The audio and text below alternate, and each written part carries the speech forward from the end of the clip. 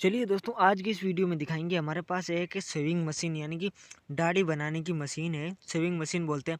इसको रिपेयर करना है तो हमारे पास काफ़ी ज़्यादा शेविंग मशीन्स है, अभी फ़िलहाल 3-4 है। मतलब इनमें से एक को रिपेयर करना है। ये थोड़ी सी हैवी है तो इसको हम रिपेयर करेंगे। बाकी नॉर्मली आती है 300, 400, 500 रुपये तक आ जाते हैं, लेकिन ये थोड़ी सी हैवी है। लेकिन ये माल भी चाइना का है।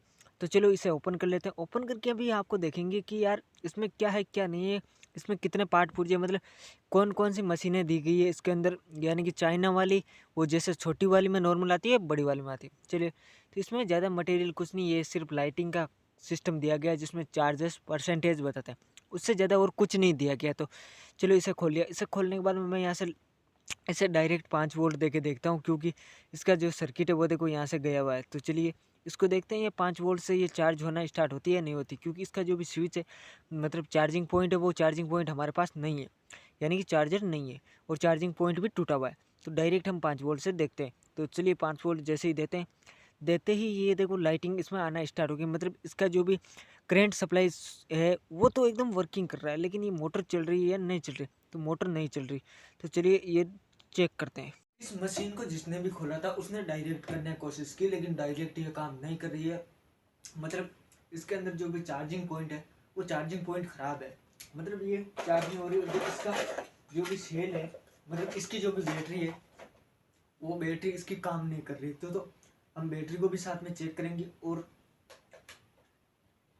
इसको रेडी करेंगे। तो डायरेक्ट आप जब भी करते हो तो हम जब डायरेक्ट तो कर लेते हैं, 5 वोल्ट से दे सकते हैं, 6 वोल्ट दे सकते हैं, उससे बैटरी खराब हो सकती है और यहाँ से ये मोटर है वो खराब हो जाती है।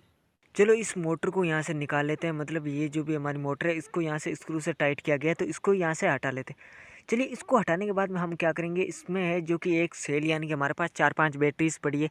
तो उनमें से एक बैटरी को बार बार, एक से दो बैटरी को लगा के चेक करेंगे कि ये चार्जर पॉसिबल है या नहीं है, बैटरी के साथ है या इसे डायरेक्ट करना पड़ेगा। मतलब तो चलो मैं यहाँ से एक बैटरी लगा देता हूँ। मैंने बैटरी लगा दी। बैटरी लगाने के बाद में यहाँ से मैं इसको चार्जेस पे थोड़ा देर के लिए छोड़ दूंगा, यानी कुछ टाइम के लिए मैं यहाँ से छोड़ दूंगा, ताकि ये चार्ज हो रही है या नहीं हो रही है। आपको ये चेक कर लेना है सबसे पहले।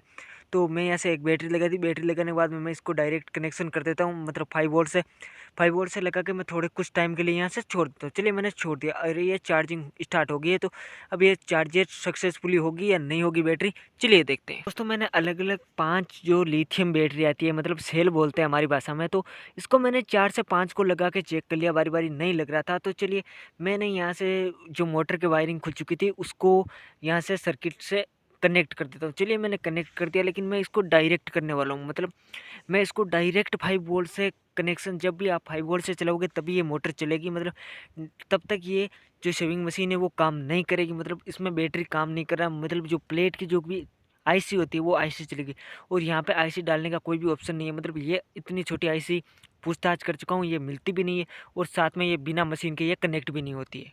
तो चलिए दोस्तों, इस शेविंग मशीन की जो भी ब्लेड है, इस ब्लेड को खोल के थोड़ा सा साफ सफाई कर देता हूँ। मतलब काफ़ी दिनों से पड़ी है तो ये वर्किंग भी नहीं कर रही। तो मैंने यहाँ से स्क्रू निकाल लिया। स्क्रू निकालने के बाद में इसको, आपको जो भी इसमें धूल मिट्टी या जो हमने शेविंग की उसमें कुछ बाल आ जाते हैं, तो इस वजह से भी ये प्रॉपर वर्क नहीं करती।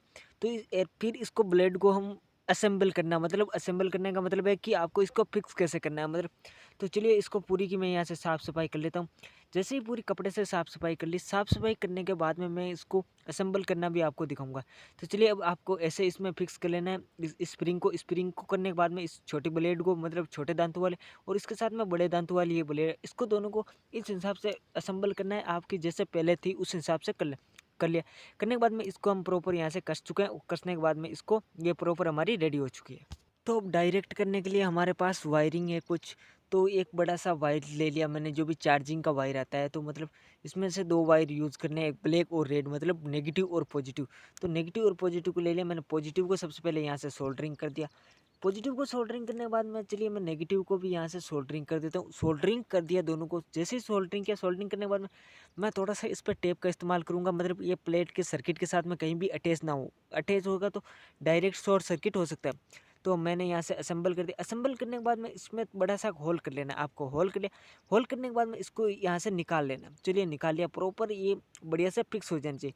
तो यहाँ से ये फिक्स तो हो चुकी है। अब फिक्स होने के बाद में जो ऊपर का इसका शेविंग का ढक्कन है, चलिए उससे पहले मैं यहाँ की मोटर है, मोटर को भी मैं यहाँ से पैक कर देता हूँ। चलिए मैंने मोटर को भी यहाँ से पैक कर दिया। पैक करने के बाद मोटर को पैक करने के बाद में जो भी इसका ऊपर का ढक्कन है यानी कि स्विच बटन वाला जो भी इसके दिए गए हैं फर्स्ट सेकंड और थर्ड गियर के हिसाब से दिए गए हैं, मतलब आप कितने छोटे बड़े साइज़ ले सकते हो उस हिसाब। तो यहाँ से ये असेंबल हो चुका है। असेंबल होने के बाद में हमारे पास इसमें स्क्रू नहीं है इसके, तो इसका इस्तेमाल हम टेप से करेंगे। चलिए हम यहाँ से टेप से बढ़िया तरीके से इसको असेंबल कर देते हैं। चलिए हमने कर दिया, और करने के बाद में दोस्तों यहाँ पे मैं इसको आपको चला के भी दिखा देता हूँ यहाँ से।